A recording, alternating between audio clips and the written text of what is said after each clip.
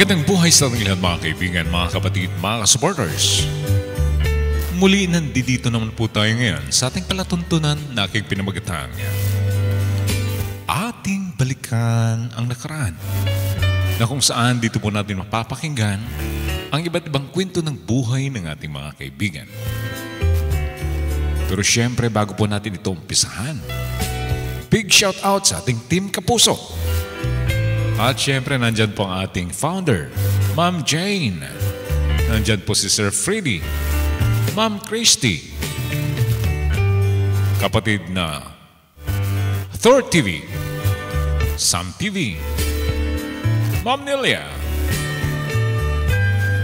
At syempre, si kapatid Arnel Plaza, kapatid Marie, kapatid Irene, at syempre sa lahat-lahat ng Team Kapuso na sumusuporta. Maraming salamat po. At syempre sa aking kasama rito sa bahay, isang vlogger, walang iba. Pinoy Firearms Instructor by Elmer Pelorin. At syempre si kapatid na ROC, Out of the Box. Ate Josie Dixon. At syempre si Sir Erwin Panganiban, ang aking kaibigan na isang vlogger din na nasa Batangas.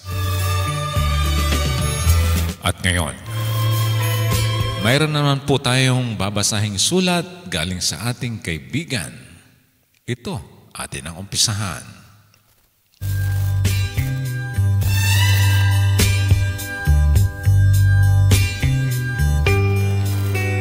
Dear Kuya Kalbo, tawagin mo na lamang ako sa pangalang Ami. Kuya, nagsimula ang aking kwento at nais ko pong i-share sa iyong palatuntunan. Ang kwento po ay nagmula nung magsama kami ni Rex. Masaya kaming nagsasama kahit na mahirap kami, Kuya. At dahil doon, nagkaroon kami ng 3 anak. Pero sa tagal ng panahon na kami nagsama ni Rex, ang aming kasiyahan sa pagsasama, Kuya, napalitan ng pasakit. Mula nung nagkaroon ng barkada si Rex, lagi nang umiinom at minsan nauubos ang kanyang pera, Kuya, sa kanyang barkada.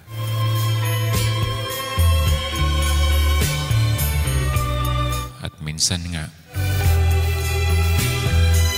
umabot pa na nawalan kami ng pagkain sa bahay.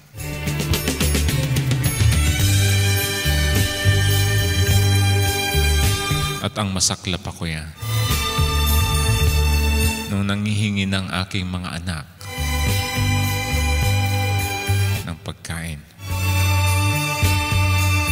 binatukan niya pa.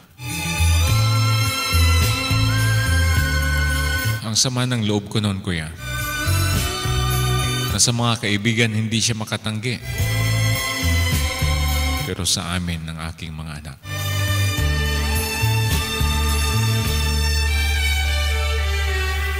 ay kaya niyang tanggihan.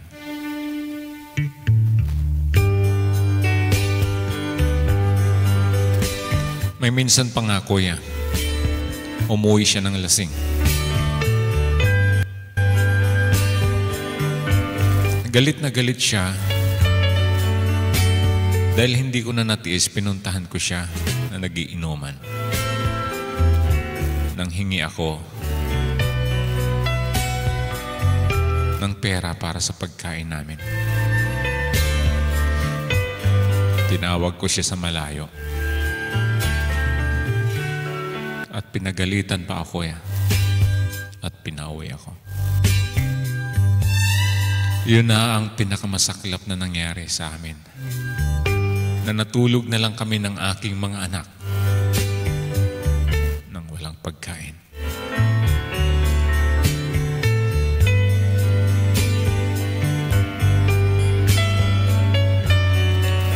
At nung dumating siya, galit na galit siya. Hinahanap ako.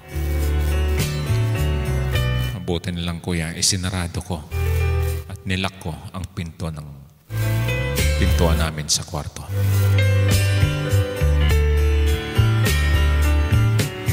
Kaya hindi niya mabuksan ito. Ramdam ko na galit siya kuya. At gusto niya akong saktan. Maging ang aking mga anak kuya, nagising at takot na takot kay Rex.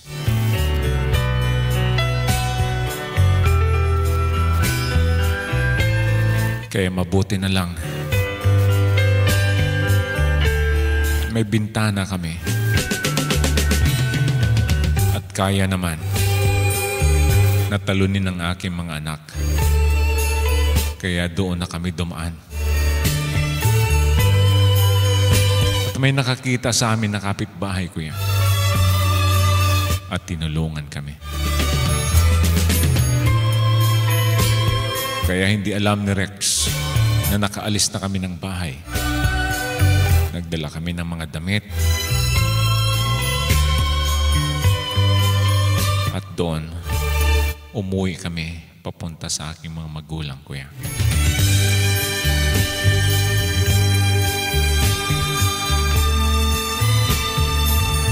Pagdating ko sa amin,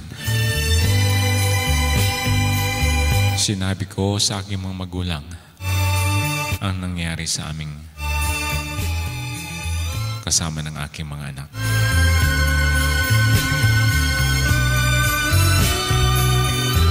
At ang malaman ng aking mga magulang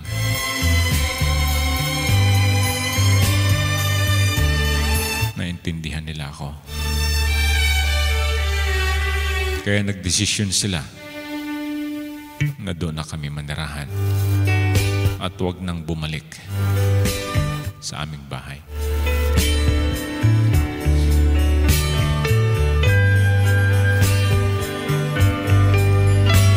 Limang araw kuya, dumating si Rex sa amin.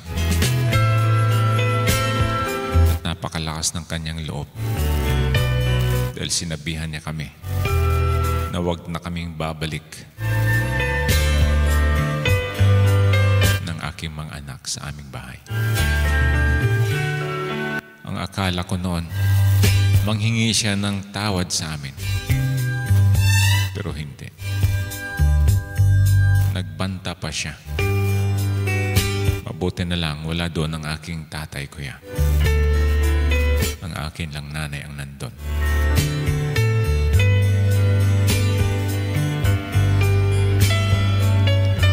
Kaya nang dahil doon, kuya, napilitan ako magtrabaho. Nagpaalam ako sa aking mama na siya na lang muna ang magbantay sa aking 3 anak. Maghanap ako ng trabaho para maitustos ko sa aking mga anak.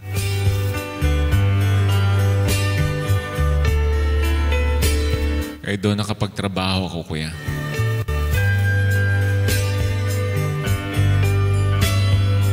Bilang isang kasambahay. Mabuti na lamang naunawaan ako ng aking mga amo na kung linggo uuwi ako sa amin para makasama ko ang aking anak. Kaya pumayag naman sila. Kaya tuwing linggo nakakasama ko ang aking mga anak, kuya. Nagbabanding kami.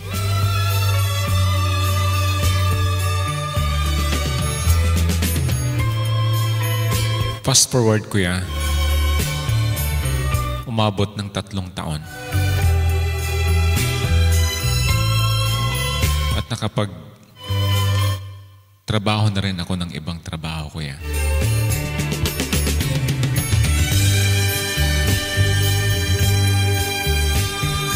At dahil doon, may nakilala akong lalaki, kuya, na nanligaw sa akin.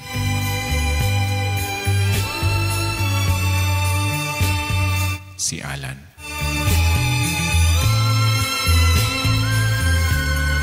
Wala akong tinago kay Alan, kuya. Sinabi ko sa kanya na may mga anak ako. At hiwalay. Pero sabi ni Alan,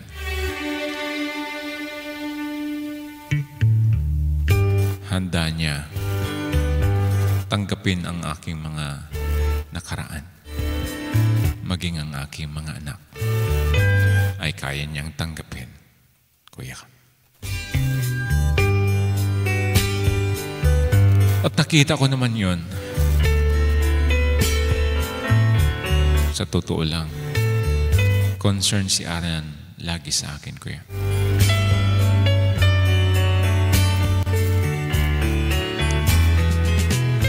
Kaya nahulog din ang aking loob sa kanya. Matagal din na panahon na mag-isa ako sa buhay. Mag-isang binuhay ang 3 mga anak na wala akong katulong. Kaya nung dumating si Alan sa buhay ko, kahit papaano, kuya, sumusuporta si Alan sa aking mga anak.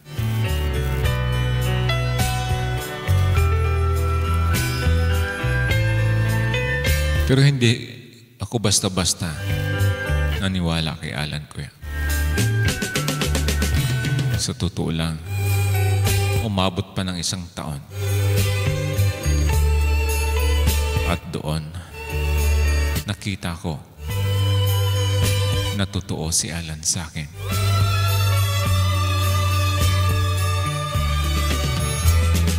Kaya nagdesisyon kaming magsama, kuya. Sabi ni Alan, kung magsama na kami, isama na namin ang 3 kong anak.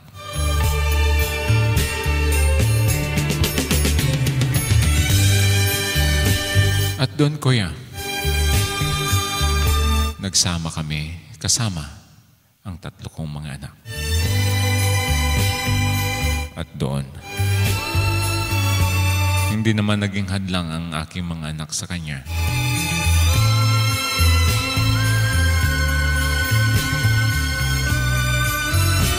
Kaya masaya si Alan, kuya. Lalo na nung nagdalang tawa ko. Masayang-masaya si Alan, kuya, nang malaman niya na buntis ako.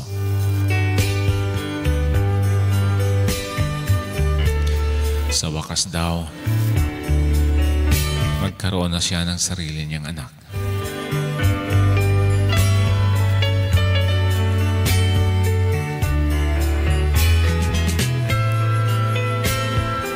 Kaya dumating ang araw na ipinanganak ko ang bata, kuya.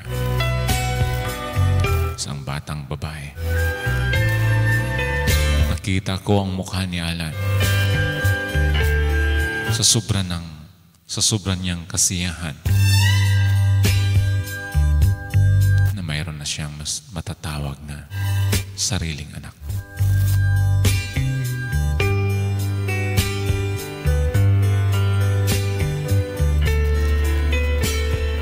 Kaya dubli trabaho si Alan, kuya. Nagsipag siya dahil 3 bata na ang kanyang bubuhayin.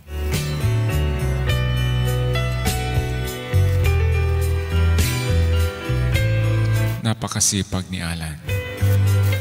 napakabait. Napaka-responsibilidad, kuya. Kaya lalo ko siyang minahal. Sinuklian ko ang kanyang kabaitan at kasipagan.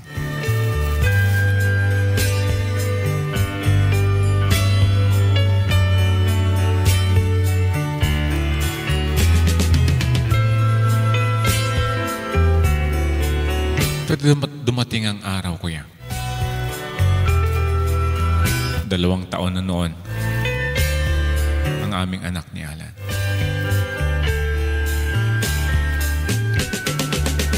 Kasama ko ang bata habang namalingki ako. Hindi ko akalain, kuya, na mag-cross ang landas namin ni Rex sa tagal ng panahon.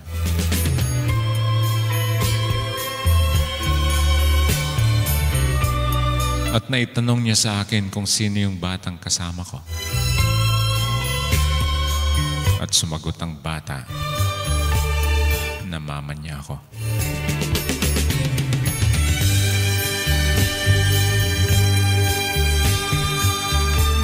Alam mo, kuya, harap-harapan sinabihan niya ako. Nakakasuhan daw ako.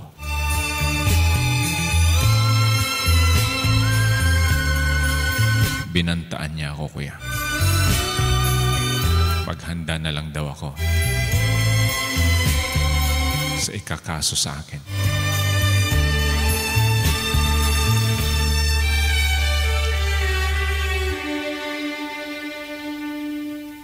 Napatanong ang bata, kuya, kung sino yung lalaking iyon. Sabi ko na lang, huwag niyang intindihin. Pagdating ko ng bahay, sinabi ko kay Alan ang lahat. Nagalit nga si Alan. Bakit daw ako pagbantaan? Nakakasuhan na kung tutuusin. Siya ang dahilan kung bakit kami lumayas.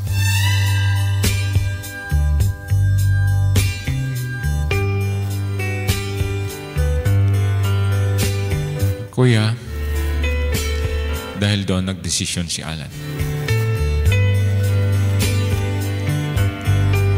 na lumayo kami ng lugar para hindi kami mahabol na Rex.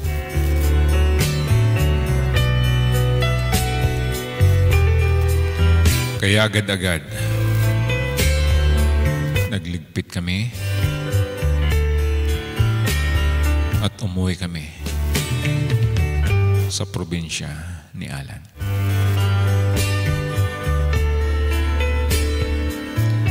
Kaya ngayon, kuya, andito kami ngayon sa aming probinsya. At hindi ko na alam kung tinuloy ni Rex ang kanyang plano na kasuhan kami.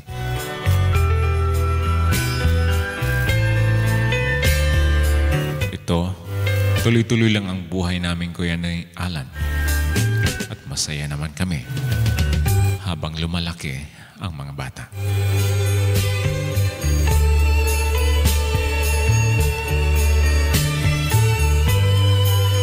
Kuya, ito lang po ang aking mai-share sa inyo na kwento.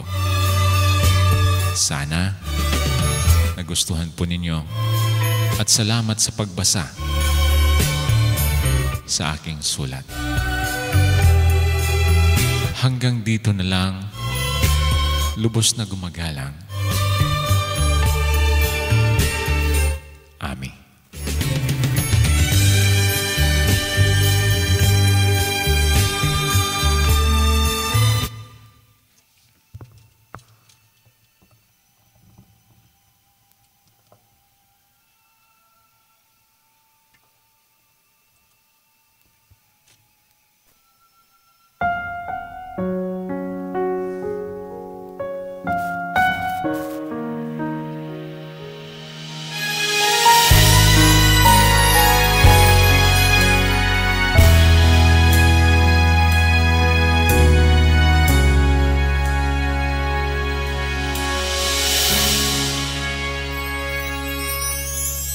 Ma'am Ami, maraming salamat po sa iyong tiwala at sa iyong sulat na pinadala dito sa ating programa. Sa iyong kwento, ma'am, wala po kayong naikwento na kinasal kayo.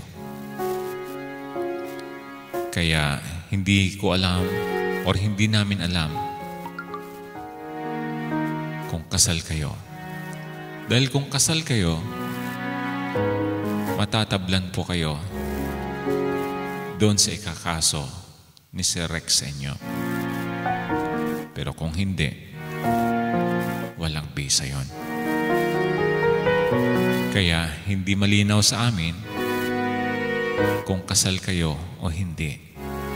Dahil hindi niyo naman po nabanggit.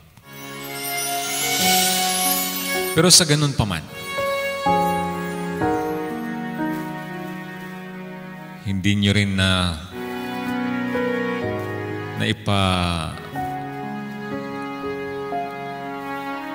naireklamo sa pulis. Hindi niyo na i-blatter yung kanyang kasakiman sa inyo, paghihirap sa inyo. Kung naipablatter po ninyo o naireklamo sa barangay, mayroon sana kayong mga ebidensya na kaya nyo hiniwalayan si Sir Rex dahil sa kanyang kalupitan sa inyo. Pero dahil wala naman, wala kang nabanggit.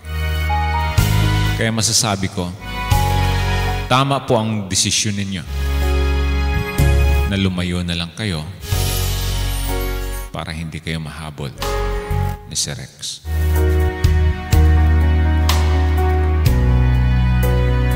At sana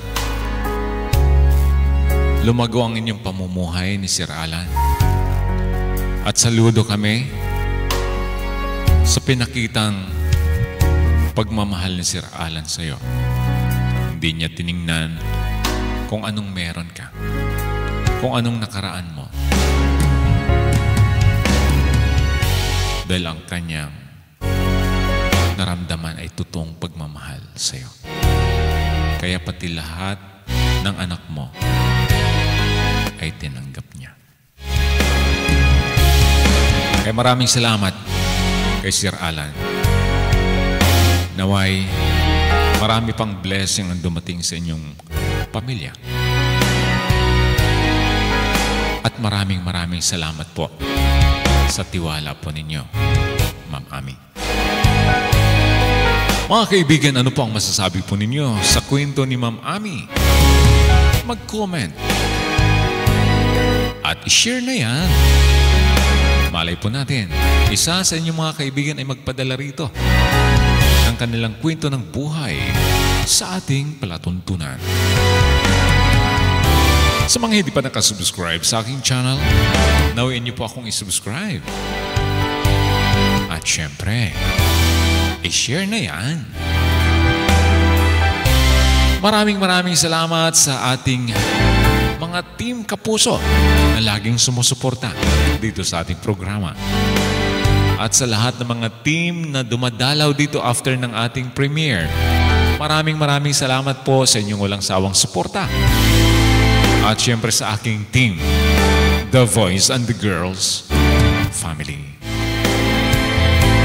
Muli, ito nga po pala si Jun Sahi Bird, ang laging nagsasabi, God bless us all.